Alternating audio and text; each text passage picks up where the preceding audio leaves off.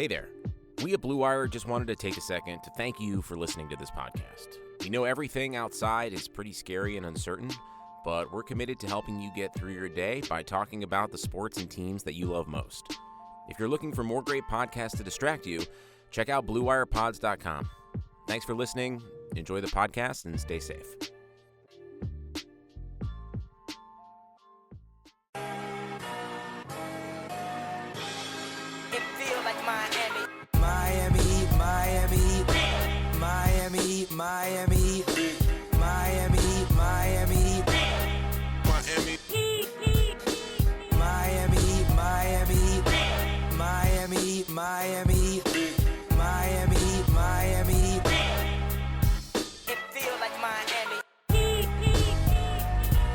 Welcome to the Heat Beat Podcast. I'm your host, Carlo Navas, and with me today, not producer, co-founder Brian Goins. He can't even use the wedding excuse now. He's using work excuse.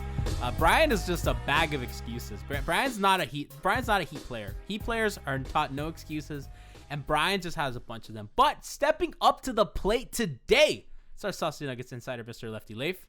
We have enough. We have our bench mob. Alex Toledo's gonna come back soon. He's doing some other stuff. He's gonna come in mid-show to talk all stuff Miami Heat and general NBA. So Leif and I are in quarantine. We're obeying social distancing laws. I haven't seen outside in like 3 weeks. I miss places, miss stuff, my friends. Just the general things. I miss haircuts. Like you see my hair, it's bad. Yeah, I got a fade right before it was time to cash out. It was like as quick as possible. That was like one of the number one things that had to be done.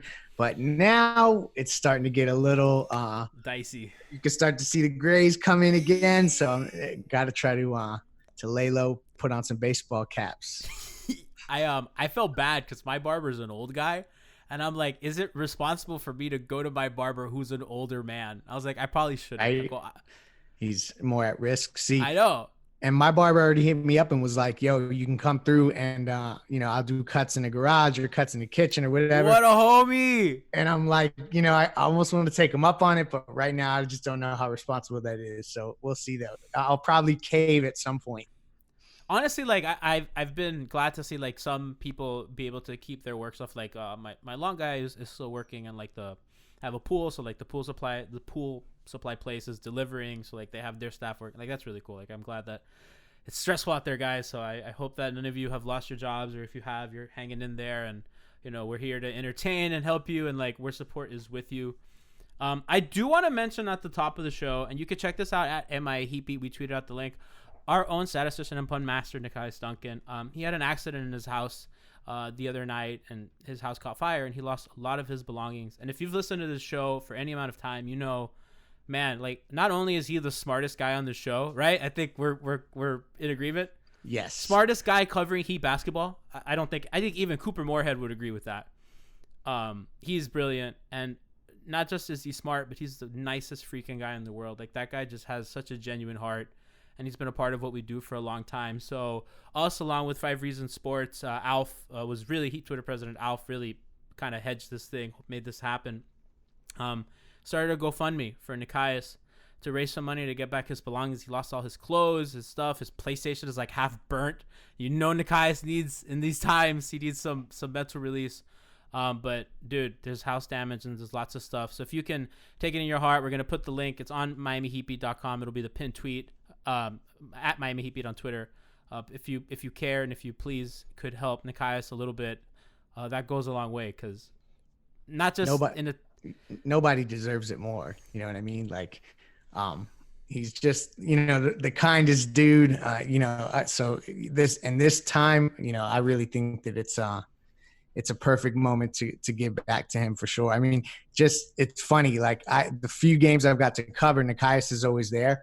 Cause we meet in Charlotte, and before the game, he probably gets tired of it because I sit there and literally just fire up questions and ask him stuff just to pick his brain, because he sees the game in a different way that I haven't always watched it. It's interesting. I learned a lot from him on and off the court for sure. He's the homie. And as a person, man, that guy's been there. Like when I've not been my best, he's reached out. He's really been not just a great person and a great person to work with, but a great friend. So if I can do anything to help my friend, if you guys can, please check it out. And if you can, I know times are incredibly tough right now, especially with everything that's going on with the Rowan and all. But if you can find in your heart to donate to one of the best freaking guys I know, that'd be appreciated. And if you can't donate, share it. At least share it. Retweet that. Let's get it. NBA Twitter has done phenomenal. George Sedano. Meyers Leonard donated $1,000, man. The hammer. Dude, awesome. Love that. Very cool. That's so cool, dude. And a guy that I know that Nikias has talked to Meyers in the locker room before, and I know that there's a lot of mutual respect there. So, dude, shout out to Meyers Leonard. Thank you for being awesome. If you ever hear this, you're the best, dude. Doubtful. Awesome. Yeah, doubtful, but awesome person. So, kind of moving on to Heat basketball stuff. I kind of think it's safe to say the regular season's over. I think so. I think the regular season was supposed to end this week or like next week. week. The playoffs were supposed to start in 10 or 12 days, something like that. I think the last I checked the calendar. So that's it. And the regular season is over. If anything, I hear, so from what I understand, for the TV contracts to work out, every team has to play the same amount of games. And I know that's not how the season ended. So if they do restart the season, I imagine they'll play a couple games to kind of even out like the games played and to give players a few reps to kind of get their legs under them. But I think effectively our impressions of the regular season are done. Like it is like where they are now, that's who they are for this season at least. Yeah, which is so weird because I feel like we kind of know who they are, but there's this little part of us that doesn't 100% know exactly what we had. So going into the playoffs, it's a little more uncertain than I think we would be comfortable with. I see, like I have difficulties kind of now that we've been pretty removed from basketball and from this Heat team for a couple weeks. It's really now we really get to like look back, like, okay, like what the hell was this season? And I know at the time we were excited. It started off great. Then there was some struggles and the season ended on a low point, ended on a loss to a team that they shouldn't have lost to. Most forgotten loss ever, by the way. Most forgotten loss ever. That or the Dwayne loss on his final day of the season. That's true. That's a good one. Because like, didn't they get blown out? Yeah, that felt like a win. They make posters with that game. I think like D'Angelo Russell's like, no, we're not talking to the crowd now. This is D Wade's night. I was like, yeah, dude. That's funny. So second most forgotten loss in Heat history. Season ends. Team obviously overachieved our wildest expectations. I think there's no doubt. Like they on both ends of the court. I think that even though defensively they struggled, offensively they have been lights out. Duncan Robinson has been, I would say, one of the best stories in the league. For sure. Him and Bam.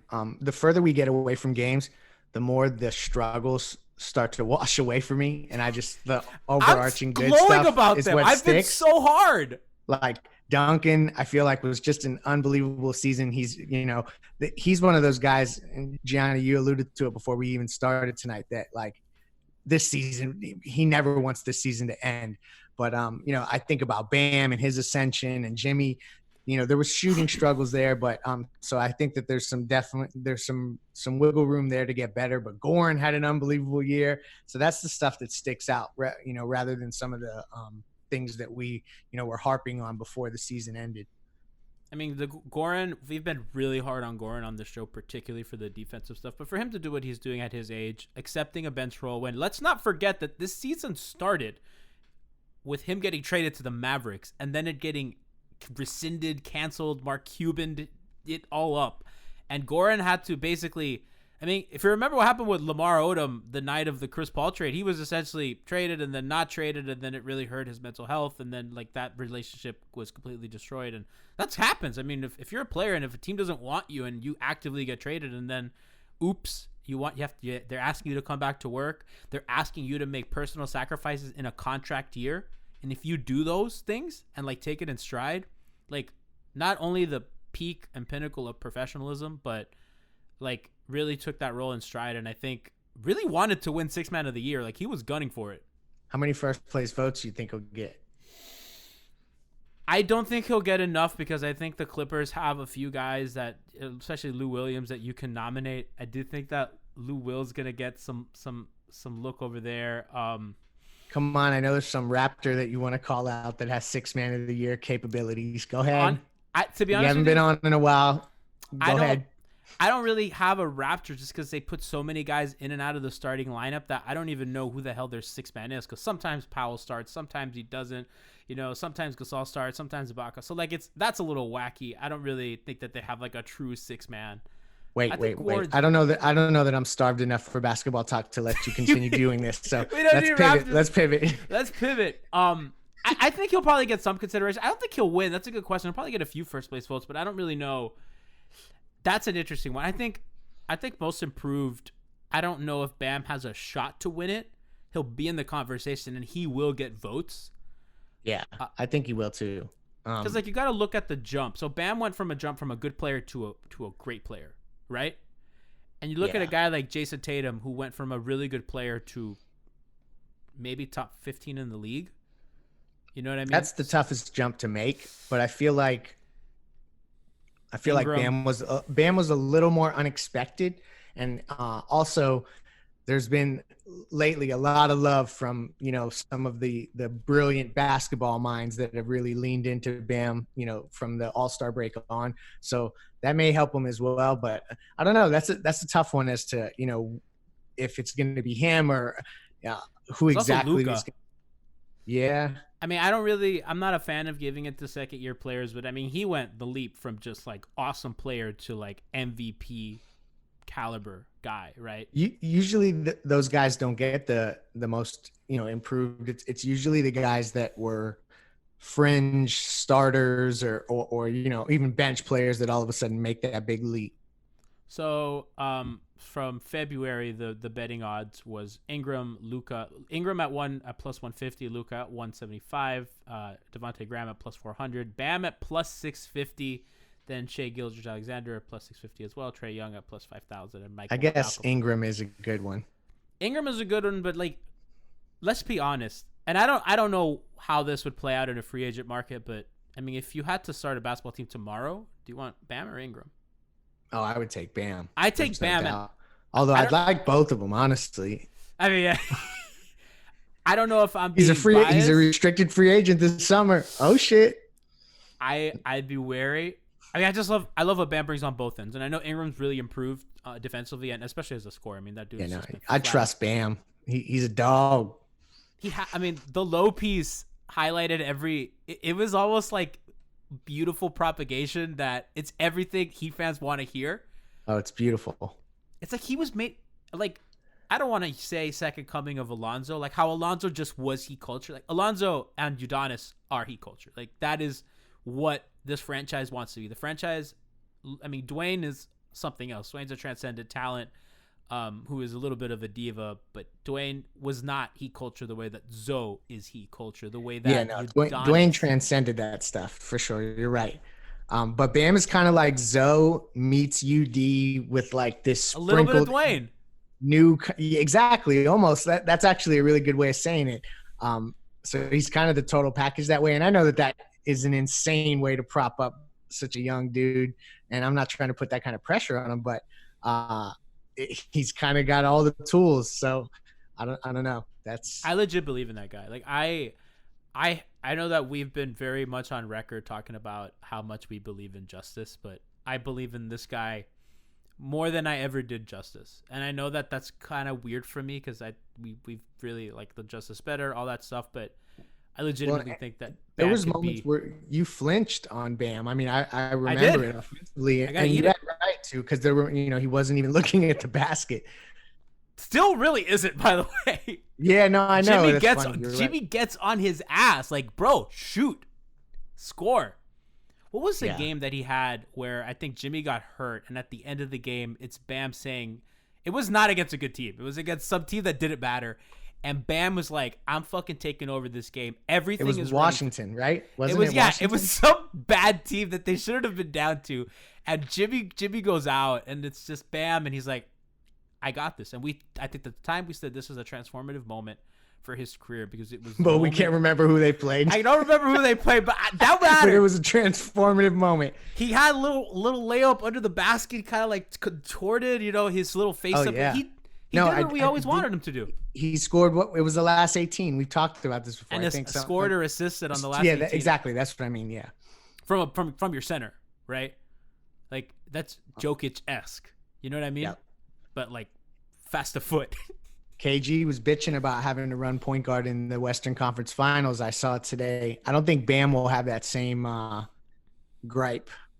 That's where we're going though with like guys, and I love that they have a guy. And again, I have to eat it because at the time last year I said Bam and 2 picks for Bradley Beal. I'll do it.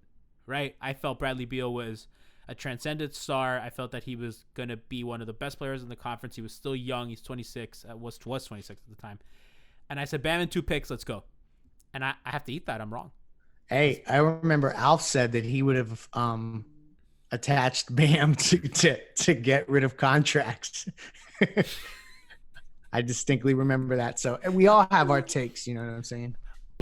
And that's like, I love how you said we did not see this happening. And I know that like fans are going to say, no, like we've seen the Bam trajectory happening and this and that. And I'm sure that some fans saw that he would improve. I thought we thought he could be this eventually. I don't think we thought he would be this next year. Yeah, no, I kind of feel like if we were really being realistic with ourselves, what we saw from Bam this year was probably what we thought was final form Bam. And it's just awesome to know that it's absolutely not, that he has so much more room to grow. He's so young. You know, that you see all the areas of his game where he can just further ascend. So that's the cool part. And, you know, that's another guy. We talked about Duncan Robinson not wanting the season to end. You would think Bam would want that first playoff run where he gets, you know, heavy minutes, because he probably wouldn't come off the floor if he's not in foul trouble. No. And that guy's a horse. Like, that guy never gets tired. It's the other thing. He's like, he'd have one of those again. It's been a while since we had a fitness machine. You know, this whole like missing out on basketball, it's funny. It's put it in context because like you see how fragile it is and it just goes away because real life shit is happening and, you know, a lot more important, morbid things with fear. You know, there's all kinds of that stuff that's made basketball kind of fall off the face of the earth. But there's a part of that that's put it in its proper place for me. And now it's like, it's just all fun. So as I'm thinking about getting back on the court, it's not like stressful, like, are the Heat going to be able to be as good as we thought they're going to be? It's just like, you know, you just want to have fun with it again. And I think that's an underlying good thing that's happened throughout this. You know, Leif, man, that's so true. Cause I think, and forgive for being self-indulgent, but I think like when you are kind of really in it and you're covering the team, it gets exhausting. Cause you know, like, totally. Like if you guys like, for when I used to watch games, I'd just turn on the game, I'd have fun, I'd yell. I'm not really looking at how the Heat are running floppy plays or elevator screens or like they're pinned down. Like, you know, I'm watching the game to have fun. I want to yell, I want to make jokes, I want to meme. That's what sports is for, right? And it's like it's become this hyper serious thing for us. And even though we have a lot of fun here, and we take it way less seriously than other publications, which for sure bless them, because they're doing incredible journalism everywhere down here in South Florida. But you know, we kind of try to take things more lax, and we're still like super like hyper analyzing every fucking play, possessions. We're like, oh, they lost to the Knicks and the Nets 2 times in a row. This is horse shit, fucking frauds. Yeah, but that's fandom too. Like even as a fan, like not just like covering a team, it's like that kind of just over emotion and being completely dramatic, like it's kind of put it in its proper place. It almost like it's funny. You laugh at it when you see how small and you know, unconsequential it is. So I don't know, that makes me excited to get back to it actually, because it's like it's not so real. That's why I love when they were re-showing like those old games on NBA TV, particularly like the Big Three game. Bro, because it's like I don't have to watch that game and like pay attention to stupid shit. I'm just watching like, oh, this is the good part. Oh, it's when Dwayne does this. Oh shit, look at Chris Bosh. Like it's fun again. It's like, oh my god, like, you know, you just watch like a weird play and Chalmers does some wild shit and you're just like, man, Chalmers, dude. I forgot what platform it was on, but Dwayne was on and he was watching himself. It was Instagram against Indy.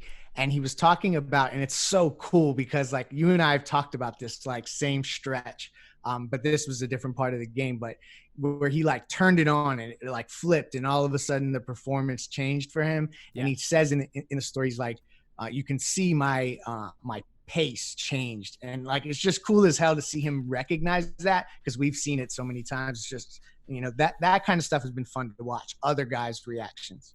You know, I forgot about, so we've talked about this specific play a while, that little backdoor cut where Dwayne gets a dunk at the end of the half that LeBron gives him that pass. I completely forgot that Dwayne had hit a pull-up three in Paul George's face the possession before that. I totally forgot that. So in my mind, I'm just like, man, like Dwayne was laboring and then LeBron got him the dunk. He was kind of getting going again, and then LeBron got him the dunk, and then the fucking floodgates opened. It's so fun to remember it all, just possession by possession. Even the games tonight, like as we're potting, which just coming to an end, 6 and 7 against San Antonio, I think, right? So like it's been fun as hell to just to relive a lot of that stuff. That's how desperate we are to have some culture in our lives, as Jimmy says. I watched game 2 of Heat Mavs in 2011, and I watched up until Dwayne hits the corner 3. Turned that shit off. Did not watch anything else. I was like, that's it. That's where it ended. They had that game. Jesus. That shit hurts, man. Like, and that's what's fun about this. It's like you relive that shit, and it was a different time back then, man. There was no Corona. It was a different time. It was fun. Twitter also, just started. Like, watching the Boston series too, there's that like brought up a lot, and it was when Ray was there that like brought up a lot of old memories when you're thinking about that, the rivalry and just the way those teams played. The league was different then. Like those teams fucking hated each other. Heat and Pacers hated each other. Like, hated each other. For sure, and it was every year. Like, I didn't feel like the Cavs and the Warriors hated each other. Even if LeBron, like, you know, Clay would take little pot shots at LeBron in post games, and LeBron would, you know, kind of, like, oh, I'm not going there, this and that. Like, it was a different vibe than Heat Celtics, Heat Pacers. No, and that's what was so weird about Heat Spurs, because there was no technical fouls called in the entire series. Fucking respect. The two of the decade, the two, or at least up to that point, the two greatest run franchises. And I would even say that even extending throughout the 2010s, the two best run franchises. I know what the Warriors did was incredible, and yeah, but they're up in the conversation now. They're there. They're right there. You know, not giving it to Cleveland. I thought it was funny, Leif, when somebody tweeted out a picture of Taj Gibson, Derrick Rose, Carlos Boozer, Joakim Noah, like Kirk Heinrich or something. And it's like, what does this make you think of? And you go 5, baby. Yeah, that was really good times, bro. That shit was so fun. And it's great to look back, and it kind of puts into perspective the team we have now, because we had some down years as fans and as analysts where the team was not, while still fun, and we had a lot of things to root for, like Justice and Josh and Bam. And now we have like a legit team to look forward to, like, and Duncan, man. Like, I think the biggest loser in the Heat for the season ending is Duncan. Like, that guy was on a historical pace. Everyone in the league took notice. And if you haven't listened, I know that the audience, especially in Miami, has some reprehensions about Bill Simmons. But Zach Lowe talked a lot about Duncan in a podcast that he did with Bill Simmons and with Coach David Thorpe, who's excellent. I love Coach Thorpe's content. And Zach Lowe talked about how he's done some reporting on this. Miami saw Duncan as a 1A shooter, as an A+ shooter. And how most organizations, when they have a guy like that, they're like, okay, you're already an A+ shooter.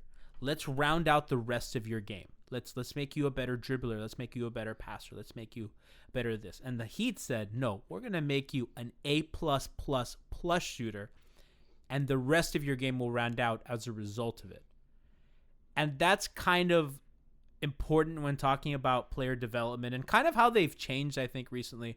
Because I think there's a definite change in player development post-LeBron and pre-LeBron. Oh, for sure. They had the philosophy much cheaper. Yes. And like, I think that they're going to be able to do similar stuff with Tyler. Like, in terms of, like, with Duncan, you forgot about him, man. What's up? Forgot about him. It's been that long. No, and that's another guy that I really think could use the end of this season. I know that I didn't know when he was going to get back on the court, but it was close. Or did he? Now I can't even remember. Did he get a game in? I think he played a game. I think he got a game in. I think the Charlotte game was the game that he got back in. That's right. That was the first game back. Jeez, my memory is slipping. Listen, there's a lot going on in the world. But no, back to what you were saying about development. Like with Tyler, I feel like there was probably some similar sentiment there where they thought, okay, he has this one skill that he's really good at. And there's other things Tyler does that obviously Duncan Robinson is not as dynamic as a scorer and a shooter. But they're going to be able to build his body, and just like that athletic build and working on guys that way. It tends to work out with these guys. Duncan Robinson being a proof.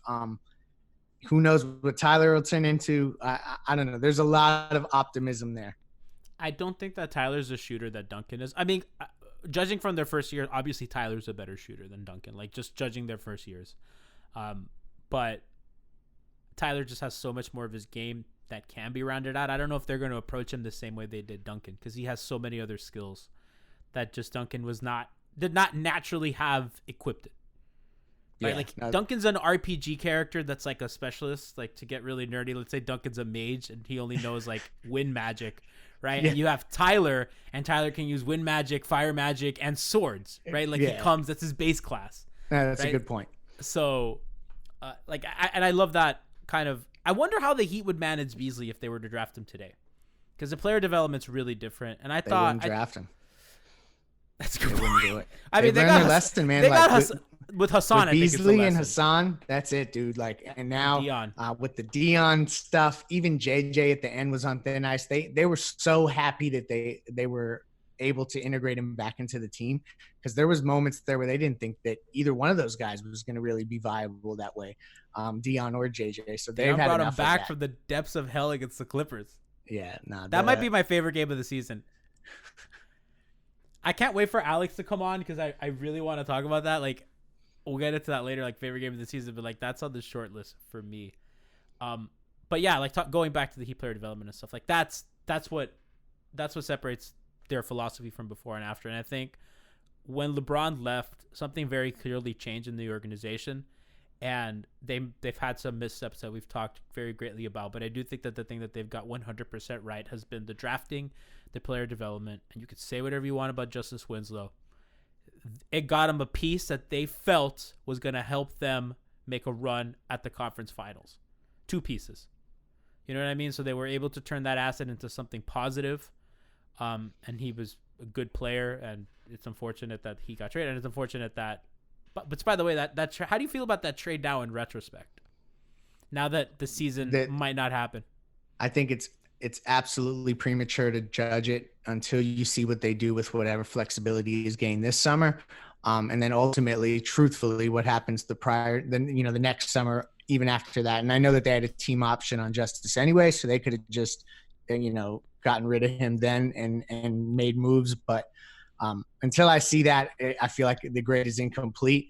But I do have to say, when you saw Iggy, really not getting a lot of minutes, Jae Crowder is a piece that I think absolutely fits, but not in a better way than I wanted Justice to fit. So incomplete grade. I guess you looked at Justice. I guess the organization looks at Justice as more of a long-term, like the long game. And then this trade was more of a for this season, because Jay, I think, is a free agent this summer, and I don't know what they're going to want to do with their cap space. I think they're going to try to bring him back on a 1-year deal, and like just to as another bridge year to get to 2021, unless they get another, like Bradley Beal trade kind of situation, then they may accelerate it and move it up a year. But otherwise, it's going to be bring back most of these guys, and then just, kind of remix for 2021 or for 2020 and 2021 for this, with basically the same team. There may be one guy that slips through the cracks. I don't know if DJJ gets a 4-year deal from somebody, how we're going to react to that. But otherwise, I think that you're going to see this gives them an excuse to bring these guys back and continue to see what it turns into. Man, the Derek thing's interesting, because I know that we've talked a lot about how close he is to Bam, and I know he wants to be here. It's the same with Jay. So I want to see how that plays out. Their cap space is interesting. Something I like that they did this season, they had a lot of mid-sized contracts to trade that were expiring. They had a lot of those 10 to 7 to $12 million contracts that they can kind of jump together to get something good, right? So like, especially in the deadline, they were in play for Gallinari, which like that's the piece that you want, right? Like that's the guy, the scorer, the guy who could play multiple positions, everything. So I wonder if they maybe give guys like Jae Crowder one of those deals that they can kind of flip later as an expiring if he plays well and they want to get a bigger fish or a different kind of contributor. Now you got your thinking cap on. There we go, man. That's exactly how I think it's going to play out. I think that they'll figure out something with Goran, and that's the other one. Do you think they were ready to move on from Goran? So I imagine Goran's gonna want the years, and he played well enough that I could see a team like the Knicks or like the Hornets. Well, maybe not the Hornets because they have Devontae Graham, but like a team in that tier that scrap. No, like those mid markets that don't get top free agents, they usually tend to like go after the Goran Dragic, and he was a better player at the time, but like a Mike Conley, like those Utahs and those Indianas come out of nowhere and try to scoop up those guys. Not that either of those two teams are not options, even joking. The Spurs, that might be a guy that interests them in their system. I'm sure that. Yeah, so it gets tough. I know he wants to stay, and the Heat really want to keep him around, particularly because how he embraced that after they basically had him traded to Dallas. So I know that they want to get that done. And the other weird thing that I don't think it's talked about enough is that it seems like the Heat kind of feel like they have enough young players. So I'm not expecting them to keep the pick. You know, I was kind of fishing around for draft info a little while ago, and really the overarching thing that I keep hearing is that they're going to look at maybe attaching that pick to a guy like Herro, and then they would execute it afterwards and gain more flexibility. So I don't know, man. That's another interesting part of this is that, they're kind of set with their young core, and that's good to go into a season with too. So, like, I think their biggest need is still a wing, probably a 3-and-D, 3-4 combo, right? Guy who can really handle the ball, play some small ball power forward, play some minutes at small forward. I think that's their biggest need. Everybody knows I'm not too versed on the draft. From what I understand, it's a really guard heavy draft. Yeah. And I don't think, they already have the Tyler and Duncan, and if they keep Goran, and now we're getting iffy as to, kind of guard rotation, and then what position is Jimmy going to play and stuff like that. So I'd be wary. I wouldn't hate a backup point guard. Yeah, they definitely need to address that because they haven't had one since Beno Udrih. But even with him, it's like a weird thing where Jimmy, when Jimmy signed, it was kind of with the understanding that they were going to let him run the offense, and he really was the de facto point guard. So that's still going to be the case, but I think there's just inevitably they're going to have to find a more traditional guy. With currently no NBA, NHL, or MLB, you might think that there's nothing to bet on. Well, you'd be wrong, and our exclusive partners BetOnline still has hundreds of events, games, and props to wager on. From their online casino to poker to blackjack, they're bringing Vegas to you. Missing the NFL? No problem. BetOnline has live daily Madden NFL 20 simulations that you can bet on. You could still bet on Survivor, Big Brother, American Idol, stock prices, and even the Nathan's hot dog eating contest. All open 24 hours a day and all online. Use promo code BLUEWIRE to join today and receive your new welcome bonus. BetOnline, your online wagering solution. I like what they have with, because like Jimmy's a very kind of slow, grinded out possession by possession player.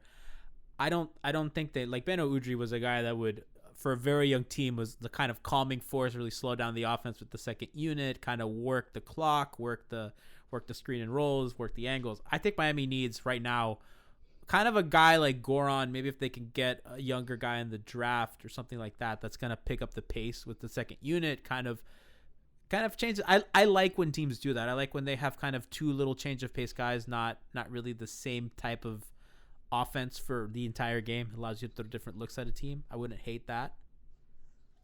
Where you want Norris Cole? I love Norris Cole, man. Don't make me say bad things about Norris Cole. Is he in China? Where is he? I have no idea. But I really thought he was gonna have a longer career than he did. Oof. And the guy we didn't like was Shabazz Napier, who's still around. I know, and playing well. We were so wrong, dude. That was such post LeBron angst that we had. Didn't he carve us up something like recently? Yeah. Hitting pull up threes. Miami gets killed by like small point guards that like have some. Remember when Shane Larkin completely tore them apart one year? Oh yeah. No, there was. I'm gonna show my age again. There was games against guys named Dana Barros where he was dropping 50 and he was like, 5'7". Dana Barrow. Dana. Look it up. Barrow. American basketball Barrows. player. Barrows, yeah. Let's see. Let's see what year this guy played as Google loads incredibly slow, of course. I'm going like 93, 94, something like that. Yeah. In 1989, drafted by the Seattle Supersonics, finished his career in 2003, 2004 with the Boston Celtics. Let's bring it back, Leif. 89. Man, this guy had a 20-point season. Huh? The listeners are asleep. They're like, let's talk about current Heat shit. I can't wait for the pod to come up, and then the description we talk Dana Barros carving up the Heat in 1995. That would need to be the Tony Fiorentino show. You know what I mean? My like God. that's where you go back on that kind of stuff. Yeah, we could talk Sherman Douglas with Tony. I'm sure Tony has so much to say about the general. Yeah. It would be fun to have Eric Reed, right? It would be fun to have Eric Are you Reed surprised I knew that nickname? Kinda. I know my Heat Just history. them cats telling Dr. Jack stories would be fun. Oh, for my the God. wax nostalgia kind of cats like myself. I gotta give you the keys to a project like that, because I wasn't that around for that. But you caught the QRich season. Bro, I've somebody on Twitter was accusing me of just not liking the Heat. They said you're a big 3 only fan. And I was like, bro, I watched Quentin Richardson start for this team, and I fucking loved it. You watched Jermaine O'Neal in the playoffs. Bro, I'll never forget. It's the weirdest play on the right wing. QRich hit a 3 against the Lakers in the regular season, a game that went to overtime here in Miami in 2010. Hit that big 3. Fucking place goes nuts. One of my favorite memories watching basketball. A random I don't regular remember season that game. shit. I know he was on the wing. He pulled up. He hit it. He went fucking crazy. Him and Dwayne were boys. That season was fun because Jarrell, QRich, and Dwayne had a thing. They were the 1-3-5. Remember? I love that team. That's that right. team. They were the closest homies too. Like I feel like that season they were just trying to do everything they could to make Dwayne as comfortable as possible. They're like, "Yo, bring all your homies over," so that was fun for that reason, but it didn't end fun. I talked to no, it did not. It kind of did. I mean, it ended fun in the sense of Dwayne was just carving up the Celtics. This is true. Yeah, from the a scoring Celtics perspective, he was crazy. Yeah, that playoff run that the Celtics made the finals. They completely shut LeBron out. Like LeBron did not play well against them. Dwight Howard did not play well against them, and Kobe Bryant did not play well against them. You're right. The only dude that carved up that Celtics team was Dwayne Wade. Like the Celtics that almost won the fucking championship had no answer. Yeah. It was great. We welcome in a professional scorer up, Alex Toledo. Alex, I'm going to give you 3 topics, and you're going to guess which we're talking about. All right. Ready? Okay, are we talking about 2009, 2010 Heat? Are we talking about our favorite Heat individual games from the season, or are we talking about Bam's most improved player odds? Definitely in 2009 Heat. You're correct. Oh, man. I know you too well for that. That's where we go, dude. I was talking about a big QRich 3 against the Lakers. That no one in the fucking world remembers. Remember when he and KG got in the fight, and then, he's like, they're actresses. Was it UD or QRich that said they're actresses? I do remember that. Oh, no. UD called them studio gangster. That's what it was. Yeah, that's right. That was fun. I was at that game 3 where Paul Pierce hit the buzzer beater. That was the worst sporting experience of my life. Oh, my God. I was there. That's the only playoff game I've been to. That's one of the only games in, like, my fandom that just truly hurt me. Like, I was devastated. That was your Allen Houston moment? Yo, yeah. Oh, my God. I hated the Celtics so much. Like, I was so mad, dude. They had a chance at that too. Man, could you imagine if they go We're up? on 3-2, if they right? 2-1, 3-2? 2-1. Oh, okay. It was game 3 at home. So, like, that was a big one because the Celtics had gone up 2-0. KG came back. The crowd was totally behind the. That was a great crowd that day. You got to always crowds get are good. game 3 at home. You got to get that one, and they didn't get it. Yeah, so then Dwayne had the 46er, which was great.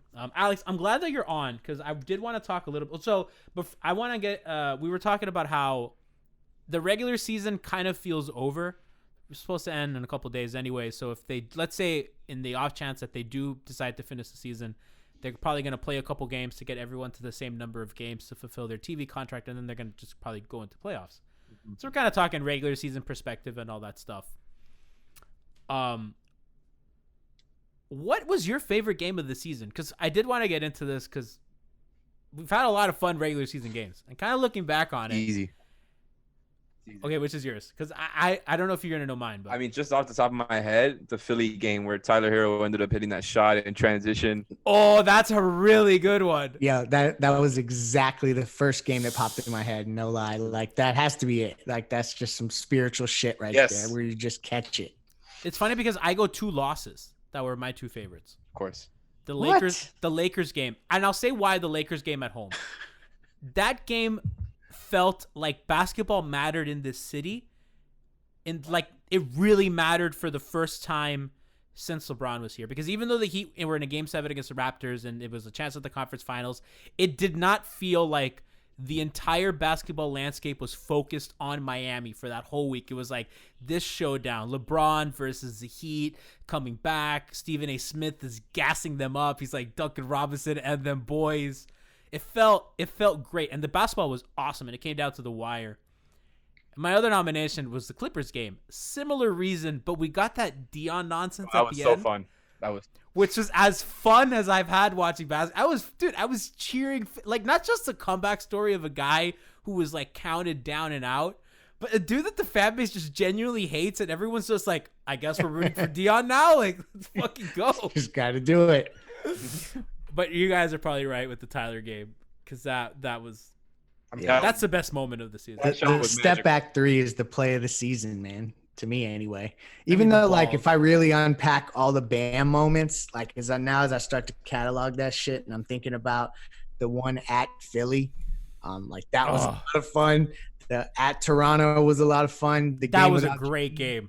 Justice took over. Hockey, where Giannis, tipped that in, and then when it went into OT, like, I know that was so kind of early that sometimes I don't count those really, really early games when I do these exercises. But yeah, so there's a lot of fun ones, but the Philly game. The fan base has been living off of that one Bucks game forever. What are you talking about? Yeah, no, that's the validation that we could get to the finals, baby. Yo, now that the season is kind of over, let's be real. Yep. Like how sure were we that they were gonna lose to the Bucks a second time, but we were just trying to milk that shit for all we could. Listen, I will not concede that. We don't have to concede that now. We could just say we don't. You're right. We don't. 2-0 against the Bucks, baby. That's all we can say. All we can say is forever. We beat them twice. The 2 times they went up against the Bucks, they beat them, and that's it. Who knows? Maybe they kind of slaughtered them in Miami. It wasn't even a game. Yeah, well, Bam on Giannis. Sorry. What a weird team, man. What a strange and fun team this was this year. Losing to Trae Young, getting 50, and then being like, nope, MVP of the league, not here. Shit ain't happening. Well, also the home and road disparity was. Will that just like reset? Is that gonna get like corrected? What do you mean? Like, do we have why is that? Like, do we have an answer as to why that happened? Did we ever figure it out? No, you mean like why they sucked on the road? Yeah, like what happened? They were just different. It was like different people were playing. Yeah, I mean, young guys tend to. I mean, I'm gonna go to a lot of the cliche shit, but like young players tend to struggle a little bit more. Guys that tend to get in a groove and get a full head of steam, like Kendrick Nunn is a guy I'm thinking of that.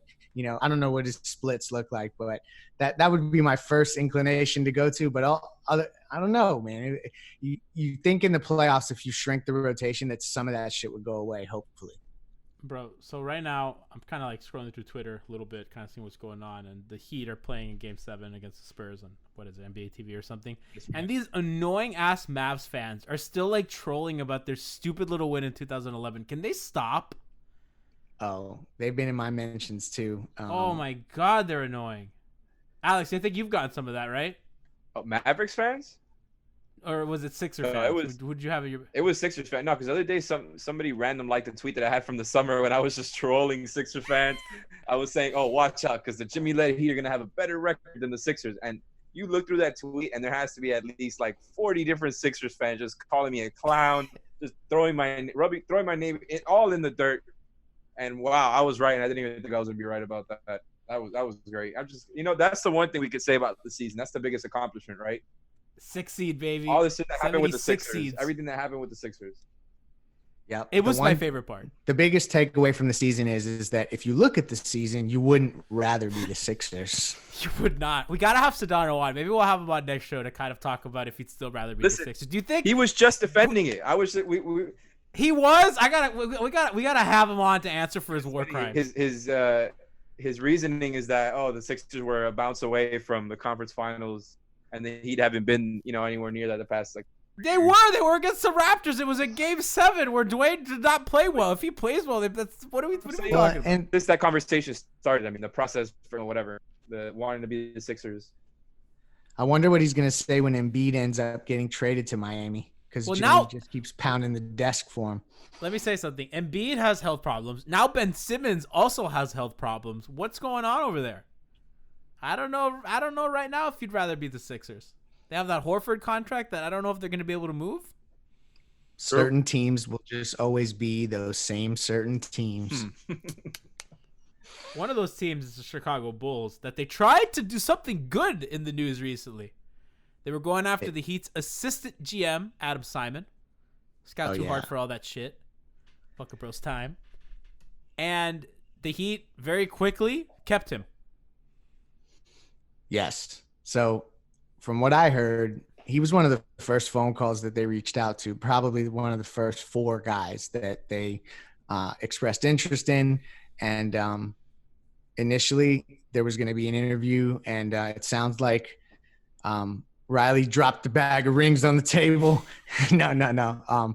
And essentially they've, Adam Simon knows he's next in line, and that eventually there's going to be more succession planning that'll take place. And for now, he's here to stay. So they move on to some, I think it looked like the Nuggets GM was the guy who was in the lead, and I can't pronounce his name at the moment.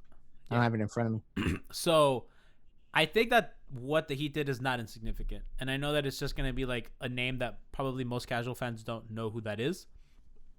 And they have no reason to, but I think what's happening with the Spurs now, and I don't think it's coincidence that the Spurs have kind of been in a little bit of a free fall recently, and their guys tend to always get the jobs, right? Mm-hmm. Like Spurs people, part of that tree, they end up getting hired everywhere, right? Because that's one of the best run organizations in pro sports. And eventually that takes a toll on your organization. When your best people are getting plucked, your infrastructure, I mean, that's a lot of holes to replace, and those positions take years to groom. Not that the Spurs won't groom other people to fill those positions, but after a while, you lose enough guys that you cease being the entity that you were. It's not just Pop and Riley and Spo and R.C. Buford, right? There's a whole network of people that makes these organizations run. Yep. So when you look at the Heat... Go ahead. No, go. I was going to say, you've already seen Fizz get, Juwan.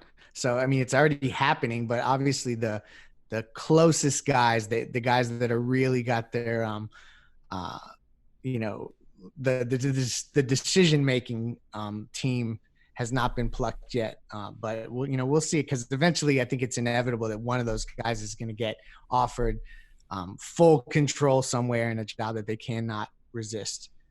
But I think it's really important that they're keeping their core together, and they're trying to, this is one of the best run organizations in sports. And I think that the brain trust that runs it, it goes far beyond. It is 100% the culture that Riley installed, but Riley's not every cog in the machine. He's the operator, and every gear has to move in tandem and in sync with each other. And if you change out one of those gears for maybe a piece that doesn't fit perfectly or that's not the right size, the machine ceases to run the way it does. So I think that's and really... Adam Simon is the talent guy. He is directly responsible for a ton of players that Heat fans have grown to love. So that's definitely a guy that they want to keep around. On fire. And has the Heat had a bad pick since Shabazz? I mean, jury's still out on KZ Okpala. I like him. I think he has, I think that's a guy to look at. Like, if we look at what Duncan did this year, and we look at all their improvement across the board and player development, and I think that's a guy to look out for next year that could play his way into the rotation. That's why they don't want any more young guys. I'm telling you, because they've already got either in the pipeline or playing already enough young players. They want vets and stars. Leif, do you know how they feel about KZ, inside the organization? I mean, all I've heard is good things. He's a hard worker. I get the sense, nobody said this to me, but I get the sense that maybe there was that they'd like for it to be progressing a little quicker. But I think that's just the nature of wanting guys to excel as quick as possible. Seems like they want everybody to progress a little quicker, huh? Yeah, you know, that's just how they are. like a standard. But no, I mean, I've heard nothing but good things. So I would imagine that would be another guy that would, you know, kind of level up. And then, so then you've got too many young guys. So they're really looking for that frontline player, or just maybe a different tweak of you know, like another star is really the piece that's missing if you look at it across the board. Yep. Alex, I kind of want to bring you in on something we talked about to start the show. We're talking about like most improved odds and everything, and we're looking at the field. And Ingram is obviously like one of the guys like really high on the list. And I feel like a lot of people kind of comp him and Bam in their improvements this year of like going from like a nice young piece to, oh wow, all-star, like you're legit. You like, are we being homers by saying that we would 100% without a doubt take Bam over Ingram to start a franchise? You can, maybe. Are we being homers? Like that we just think it's I think it's a fair conversation. They're both really different players, so it's tough. But like, they really are completely. Like if you look at the traditional meaning of most improved player, it ends up being a guy like Ingram who's young, hasn't really had the chance to really show out yet, or wasn't at that level. Clearly got to that level this year, made the All-Star team, even though he was probably the worst All-Star. But I don't know. They're completely different players. I don't know. Chris Middleton was there. Bam got up his volume and his numbers too. Wow. Yeah, Bam did the same thing, the same trajectory. I'm sorry, Nikias. That was messed up, man. Not today. Not today. This is the Nikias tribute episode, and you I had to trashing mention Chris Middleton. What the hell is wrong with you? I had to mention Chris for Nikias. But yeah, man, like it's seeing the season kind of end abruptly. So best guess, guys, do we think that we're having a playoff? My best guess is yes. They figure out something, even if it's without fans in the arena. I've heard they want a champion by Labor Day. I think that's probably widely reported. So I think they figure something out just because there's so much money on the line. But that's, you know, provided that this, you know, you start to see other really big metropolitan areas have the curve start to flatten. And I don't even want to get into that kind of talk. But I think this is just, we don't know. Every day it's different. So, right. It's been crazy. I mean, what do you think, Alex? I was about to say the same thing, but I keep wavering back and forth. I think I'm gonna go with the same, man. I think it's like they're gonna try to force it. I think they're gonna like the only way they would cancel is like if they absolutely had to. It's like October, November, and nothing has changed. We're like still self-quarantine. But that's why I think like I end up siding with Leif that they're gonna find a way to make it happen. They're gonna wait till the last minute, you know, like August, September. They're gonna get some type of tournament, and I don't know what they're gonna do, man. But they're gonna make something happen, and it's gonna make them money. So I kind of have this thought, and I've heard other people say it, and I've thought of it a little differently. Players Association is going to make this decision with the league. The big wigs in the Players Association are older guys, like guys like LeBron, guys like CP3. The people that don't benefit from this are the older guys, right? Like LeBron. If you're going to have a condensed playoff run and no time to get your legs under you, no real time to get your legs under you, I don't see that being a good thing for older guys like Bron, like CP. LeBron wants to play right now. He wants to get that. Dog, no, like I can't disagree with you more, dog. Like this is a season compromise for LeBron. Like if you think about LeBron's career and his legacy and him wanting to get as many rings as possible, he has a finite amount of opportunities left to actually go make a run. And this is one of those years where still, if you said life savings, who are you taking to get the championship? I'm taking the Lakers still, because I just have a feeling that dude's going to turn on that number 6 in the middle of the playoffs and go to that level. And so I feel like he's like thinking, holy shit, I just lost another year. I left the East a year too soon. You know, like all these different things where he's had opportunities to get rings and he didn't. I don't know, dude. Like he has been talking about when they talk about games without fans, he's like, I don't know if I'll play in an arena without fans, man. That's not what we play for. This and that and blah, blah, blah. And like, that's a lot of talk for somebody that has an Huh? That was while things were still going on, though. He was saying that in the middle of like a shoot around. I mean, he's still saying some like that hasn't like 100% stopped. Like he like offhandedly mentions, I don't know, I can't imagine playing without the fans, and I'm just like, Interesting. Is that because he's saying like if it's not safe enough for the fans to enter, it's not safe enough for us? No, to he be just together? thinks it's weird. He's like, I don't like. I mean, I guess that is true. It would be weird, but I also think, imagine getting locked up by JJ Barea in a finals game and the arena is empty. Like just picture that shit, dog. Like it's quiet as fuck, and you can't score on JJ Barea. you could just hear the bench laughing at you. This is the Mavs bench laughing. Yeah, there's a lot of potential there. Yeah, like if they leave some mics on. I've always wondered logistically, like how the mic situation is gonna work.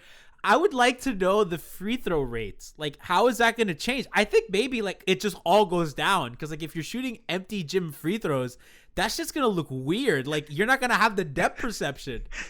Well, and also like the road team has no screaming fans, and you know how much impact fans have on the players' free throw shooting. So. I mean, Duncan's gonna hit everything though. Like that guy, fucking machine, dude. Gonna hit it regardless. He's programmed. Dude. Embiid will still be shushing the crowd, and there'll be no crowd. Could you imagine if like a notoriously bad free throw shooter like becomes like an amazing free throw shooter in an empty gym? Oh yes, That would be fun. Yo, hold on. That'd be really funny. Hold on, I think you just discovered something. Like DeAndre Jordan and Dwight's Yeah. free throw percentage. Yo, suddenly Steve Nash at the line. Nobody can miss. All of a sudden, like everybody is just hitting all of their free throws because there's so much less pressure and less rump. You gotta ref the game differently now. You know what I mean? Yeah, because you can't do anything that has to do with the fans and their reaction. But wait. You can also you're gonna be able to hear fouls, right? Like so, like those. I mean, that's foul. When you get fouled, like you hear the slap. Yeah, the ref's gonna hear everything. Hold on, though. You would think the arenas are gonna pump in crowd noise, though, right? No, that's gonna. That's gonna be weird, dude. Hold on, I think we just found an episode of Black Mirror for next season. That's gonna be a great episode. I think the NBA is probably even weirder than the NFL without a crowd. Because the crowd's so close in the NBA games, and I feel like the crowd plays more of a factor. The NFL, that would be excruciating to have no fans. But I've watched some soccer games without fans because like sometimes teams get FIFA punished, or like I remember there was a match during Barcelona played during the elections for Catalan independence, right? That they played in an empty Camp Nou, and it looked weird, but I was like, at least I'm kind of used to that. And listen, I've watched U.S. women's soccer in like 2008, and that shit was empty. So you know what I mean? I'm a women's soccer fan. I've seen empty stadium soccer plenty in my life. Basketball, I don't know. I mean, we've seen Hawks games, so. Yeah, and I'm sure that everyone should say, "Oh, it's a Heat podcast. You've seen Heat first quarters, ha ha ha," like that shit. Let me tell you, and you know what? The second that this pandemic's over, we're gonna be late to everything in mid-season form. Yes, sir. Yep. So what do you think? Heat Pacers. What are we getting in that series? I want to pause that for a second, Alex. How many times have you been late for some sort of internet appointment in quarantine where we literally have nothing to do?